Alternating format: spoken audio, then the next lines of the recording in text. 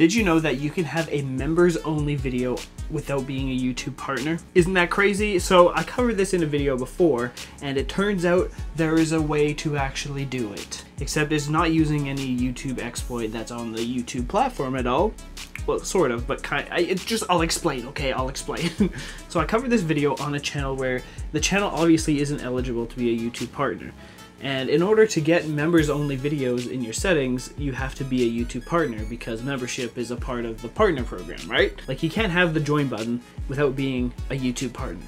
Because through partnership, that's how you get paid through YouTube and all that crap, so you really can't do it. But this channel did have it, and it was a video with like no views, channel had like no subscribers, no anything. But it existed. And in that video, I believe I said I did not know the answer. Well, I lied. Well, sort of. You see, there's this thing called interceptors. It's pretty fancy, and this channel here, HW, showed a video about it, how they did it. Now, I didn't realize it was an interceptor that you could use for even stuff like, you know, faking a members only video to get that setting. Like, what the heck? What can you use interceptors on? If you can use that to do members only videos, what else is there to do? It's pretty dangerous. I don't know. So what is an HTTP interceptor? So it's this sort of like piece of software that goes in between you, like your browser, and the site you're wanting to access, like YouTube or something. It goes in between, and it intercepts, I guess, traffic going to YouTube or from YouTube. Like, you can do it either way, and it's usually just used to like test for bugs or something like that. But you can also use it to do fancy weird glitches on websites, exploits.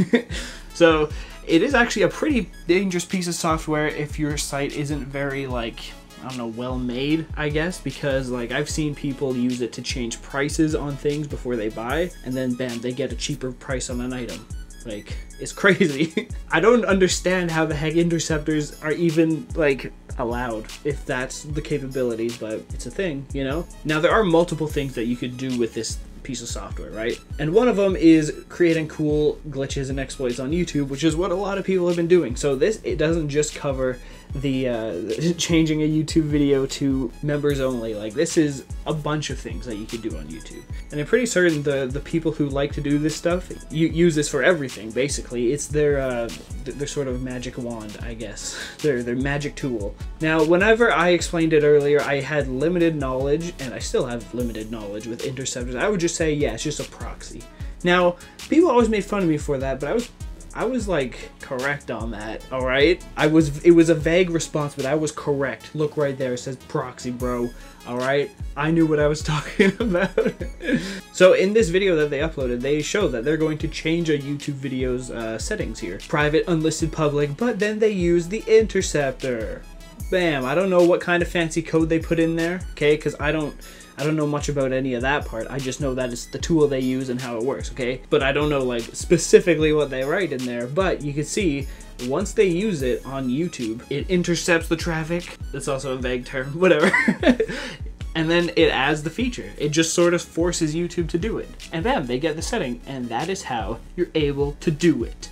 So, yes, there are pretty much now infinite YouTube glitches and exploits using this thing. It is crazy that there exists software where you can do this, isn't it? Like, what the heck, dude? And using the software, there's other things you can do with it, which I might cover in other videos. And again, it's not just used for exploits, but the cool people on YouTube like to use it for that, which is kind of fun, but also kind of like, hey, YouTube, why don't you know about this, okay? It feels like it's kind of a big thing that YouTube hasn't done anything about. Why is this still a thing, YouTube?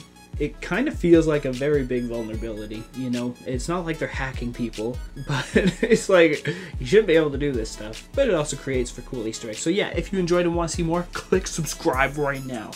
If you click subscribe, I will tweet Tommy Wiseau and tell him I loved the room, which I did, by the way, Tommy. Alright, so thank you for watching, and of course, fly on.